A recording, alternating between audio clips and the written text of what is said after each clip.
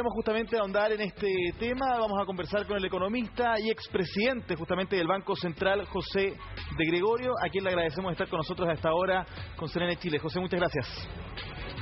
Hola, buenas tardes, ¿cómo estás?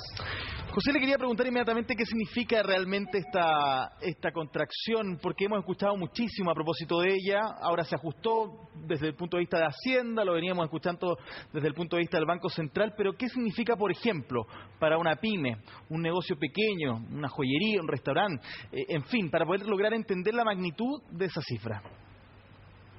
Sí, efectivamente, lo que anunció hoy día el Ministerio de Hacienda es muy similar, está en el medio del rango que dio el Banco Central, de menos 5,5 a menos 6,5.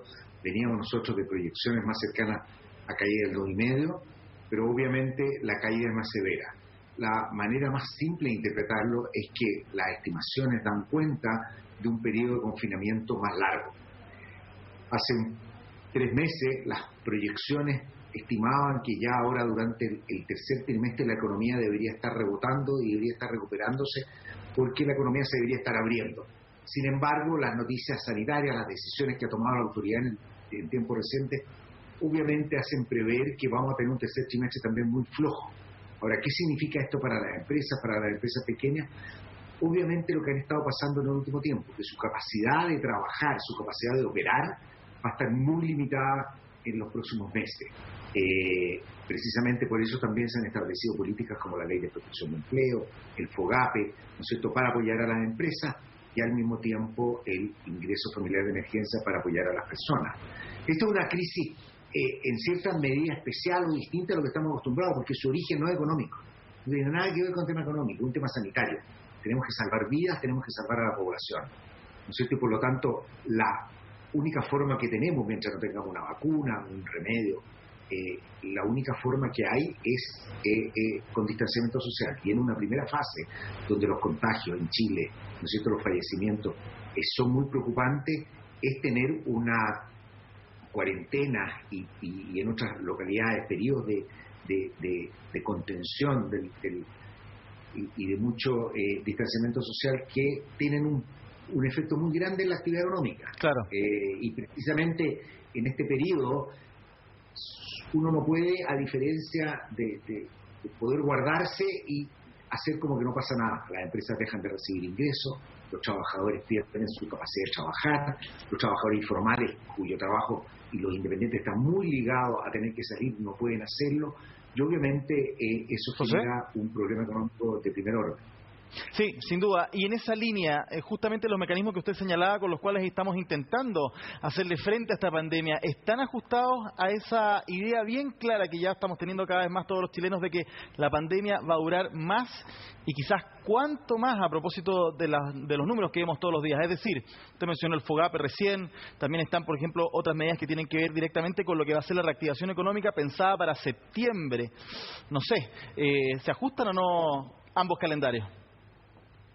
Bueno, no sabemos, y sobre todo no sabemos si en algún momento, yo espero que aquí a un par de meses la situación esté relativamente controlada y podamos gradualmente volver al trabajo y volver a nuestras actividades con algún mayor grado de normalidad. Normalidad completa no vamos a alcanzar, normalidad completa mientras no haya una vacuna, y esto puede ser un año más, no vamos a tener. Por otra parte, también la economía va a sufrir una reestructuración muy grande, muy importante, en materia precisamente, como tú mencionabas, los restaurantes van a tener que tener nuevas formas de operar, lo cual obviamente va a tener un costo muy importante. Nosotros con un grupo de economistas, ¿no es cierto?, cuando partió esto con el Colmed, posteriormente un grupo amplio llamado por el gobierno, 16 economistas, precisamente dijimos que había que fortalecer el tema del ingreso familiar de emergencia, porque esto iba a ser más prolongado, se han puesto más recursos, es un proyecto que obviamente va a proveer no cantidades, o sea, no es suficiente, pero una gran ayuda a los hogares que están en estos momentos sin ningún tipo de ingreso.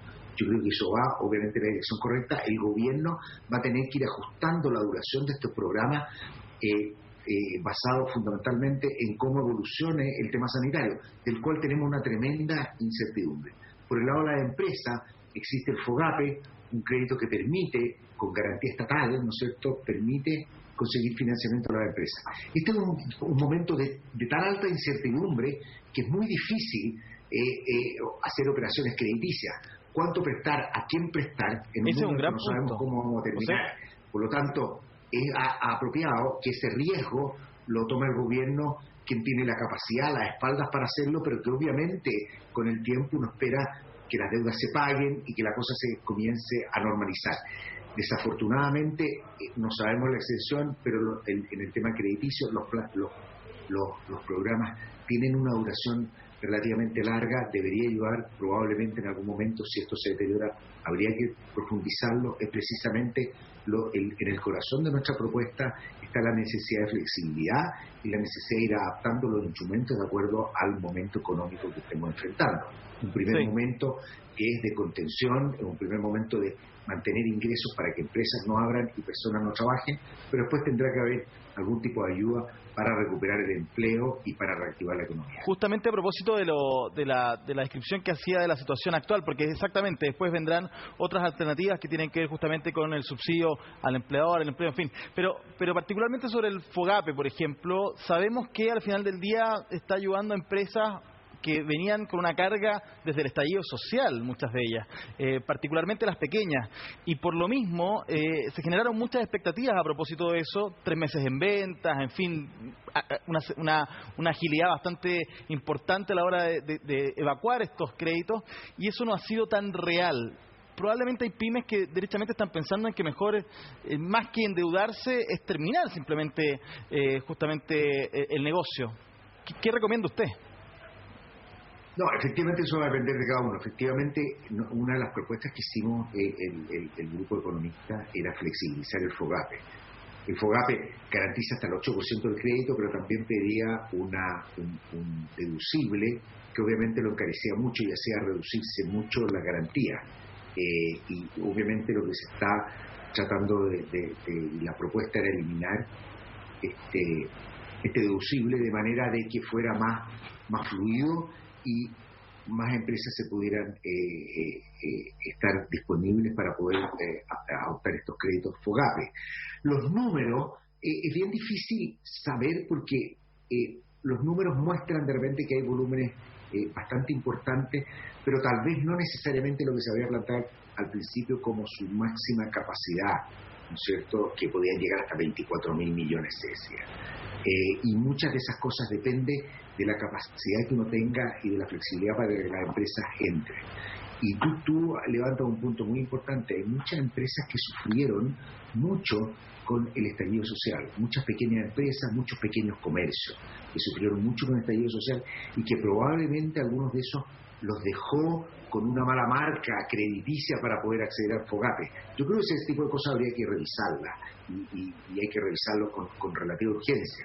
Lo que uno quiere y el ideal sería decir, mire, que hay empresas que son perfectamente viables, pero que producto del estallido social y posteriormente de la gravedad de esta pandemia, estas empresas hoy día en el corto plazo no tienen viabilidad porque no tienen ingresos.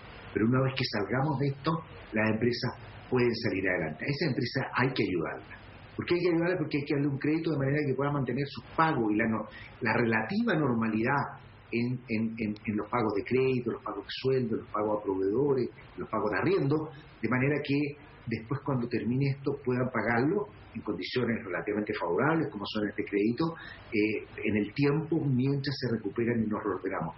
Esta crisis, el gran problema que tiene esta crisis es que esta es una crisis de endeudamiento. Va a dejar más endeudado a los estados, a las personas, va a dejar más endeudada a las empresas. Porque como no hay pagos, no hay ingresos, para pagar las deudas se acumulan. De distintas maneras, incluso en algunos casos con retraso, sin pago, y eso hay que ayudarlo y hay que permitir que este periodo se pueda pasar y después nos preocupamos, ¿no es cierto?, de cómo se van pagando. Perfecto. José Gregorio. Es muy importante.